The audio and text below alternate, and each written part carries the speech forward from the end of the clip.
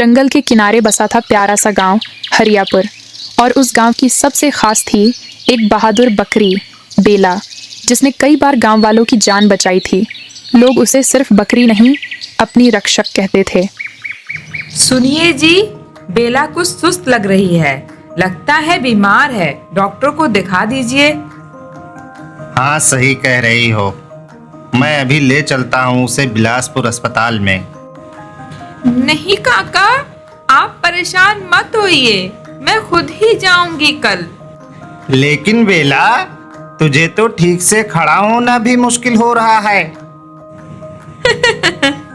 आप ही तो कहते हैं मैं बहादुर हूँ। बहादुर खुद लड़ना सीखती है, डर से नहीं भागती। अगली सुबह अपनी बीमारी की परवाह किए बिना बेला अकेले निकल पड़ी डॉक्टर के पास, लेकिन उसे नहीं पता था कि उस रास्ते में शिकारी छिपे हैं। साथियों, आज ये बेला हमारी थाली की शान बनेगी। छुप जाओ, जैसे ही पास आए झपट लेना। उस्ताद, आज तो मटन मसाला बनना तय है। बेला जैसे ही उनके पास से गुजरती है, तीनों झपटकर उसका रास्ता घेर लेते हैं। अरे तुम लोग रास्ता क्यों रोका है? मैंने तो कुछ नहीं किया। कुछ नहीं किया? गांव की सीनरी बन रही है। आज देख तेरा असली हाल क्या होता है। मैं डरने वालों में से नहीं हूँ भैरव, मुझसे भिड़ने की सोची है, अब भुगतो भी। साथियों, पकड़ लो इसे। बेला बिजली की रफ्तार से भागती है, लेकिन भागते हुए भैरव और उसके गुंडे ध्यान नहीं देते और तीनों धड़ाम से एक गहरे गड्ढे में जा गिरते हैं। क्या हुआ कसाई महाराज? बहादुर बकरी को पकड़ना इतना आसान नहीं है। तू मजाक उड़ा रही है? पीछे देख, मौत तेरे करीब खड़ी है। बेला जैसे ही पीछे देखती है, दो और गुंडे रास्ता रोके खड़े हैं। आ गए तुम भी, चलो आओ, देखती हूँ कौन पकड़ पाता है। बेला फिर से जान बचाकर जंगल की ओर दौड़ पड़ती है और उसके पीछे पूरा गिरोह। भारी सांसें लेती हुई घायल बेला अब गहराते जंगल की ओर भाग रही थी। उसे नहीं पता था कि वो बच रही है या किसी और खतरे की ओर बढ़ रही है। और कितना दौड़ूं? अब तो पैर भी जवाब दे रहे हैं, पानी, मुझे पानी चाहिए। बेला भटकते हुए एक नदी किनारे पहुंचती है। झुककर पानी पीने ही वाली थी कि रुको, ये जंगल है और यहाँ हर बूंद का हिसाब लिया जाता है। आप शेर सिंह, मुझे माफ कीजिए, मैं सिर्फ प्यास बुझा रही थी। तू इस जंगल की नहीं लगती। सच सच बता, कौन है तू और यहाँ क्यों आई है? मैं हूँ बेला, हरियापुर गांव की रक्षक। इंसानों से जान बचाने यहाँ आई हूँ, पर अब लग रहा है मौत पीछा करती करती यहाँ भी आ गई। चिंता मत कर रानी, जब जंगल का राजा तेरे साथ है तो किसी इंसान की क्या मजाल। और तू डरती क्यों है? तू तो अपनी धरती की रानी है। आपने मुझे रानी कहा? इतना अपनापन मैंने किसी इंसान में भी नहीं देखा। बेला को शेर सिंह की गुफा में विश्राम मिलता है। जंगल की शांति में उसे पहली बार सुरक्षा महसूस होती है। रात गहराती है, लेकिन नए रिश्ते की नींव पड़ चुकी होती है। बेला, तू मुझे एक बात बता, तेरी ये हालत जिसने की उसका नाम क्या है?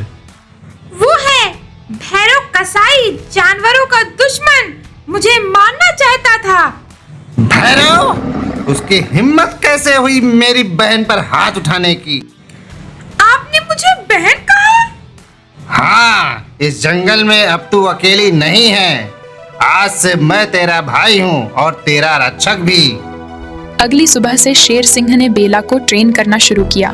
ताकत, चालाकी, आत्मरक्षा, जंगल की हर कला सिखाई। बकरी अब सिर्फ बेला नहीं रही, वो बन गई थी जंगल की शेरनी। भैया, अब मैं तैयार हूँ। गांव लौटकर सबको बताना है कि बकरी को कमजोर समझने की भूल कोई ना करे। तू अब बकरी नहीं, बाघिन है। लेकिन याद रख, जब कभी तुझे मेरी जरूरत पड़े, बस आवाज देना।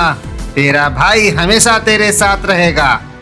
शुक्रिया भैया, आपकी ये ट्रेनिंग अब गांव में न्याय दिलाएगी। बेला को गए 3 दिन हो गए, अब तो दिल बैठा जा रहा है। हाँ सरपंच जी, हमें उसे अकेला नहीं भेजना चाहिए था। अगर कुछ हो गया तो? बेला कोई मामूली बकरी नहीं है, वो हमारी रक्षक है। अगर वो जिंदा है तो जरूर लौटेगी। उधर गांव की हर आंख बेला की राह तक रही थी। इधर बेला जंगल की ट्रेनिंग पूरी कर गांव लौटने को तैयार थी। गांव के चौक पर भीड़ जमा थी। तभी दूर से बेला आती हुई दिखती है। वो देखो, हमारी बेला वापस आ गई। अरे बेटी, तू जिंदा लौट आई, और ये तेरे भीतर इतना तेज, ये तो किसी शेर का है। अब मैं सिर्फ बकरी नहीं, जंगल की ट्रेनिंग लेकर लौटी हूँ, अपने लोगों की रक्षा के लिए। वो कमबख्त बकरी वापस आ गई। अब की बार उसका काम तमाम करना ही होगा। कसाई भैया, उसने तो जंगल से जानवरों को भी छुड़ा लिया था। अब जंगल हो या गांव, कोई नहीं बच पाएगा। आज रात उसका खेल खत्म। अंधेरी रात में भैरव और उसके गुंडे रवि के घर में घुसकर बेला को बंधक बना लेते हैं और बूछड़ खाने में ले जाते हैं। कल सुबह इस बकरी का अंतिम संस्कार मटन करी में होगा। सुबह होते ही भैरव अपने गुंडों के साथ बूछड़ खाने पहुंचता है, मगर अंदर सन्नाटा है। अरे उस्ताद, सारे जानवर गायब हैं और बकरी भी। ये कैसे हुआ?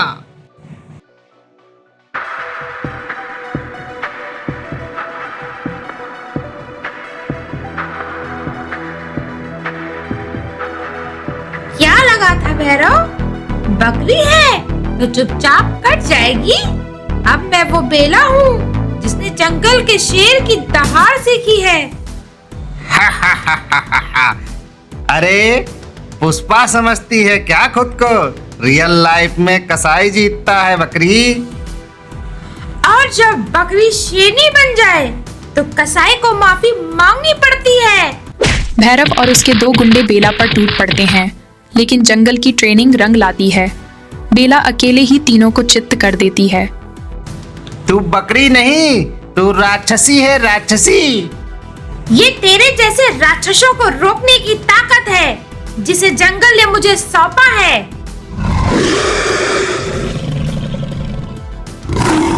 अचानक जंगल का खतरनाक जानवर पीछे से प्रकट होता है, गुर्राते हुए शेर सिंह। कौन कहता है बकरी अकेली है? हमारी बहन को जो हाथ लगाएगा उसे ये शेर सिंह जिंदा नहीं छोड़ेगा। मुझे माफ कर दो बकरी बहन।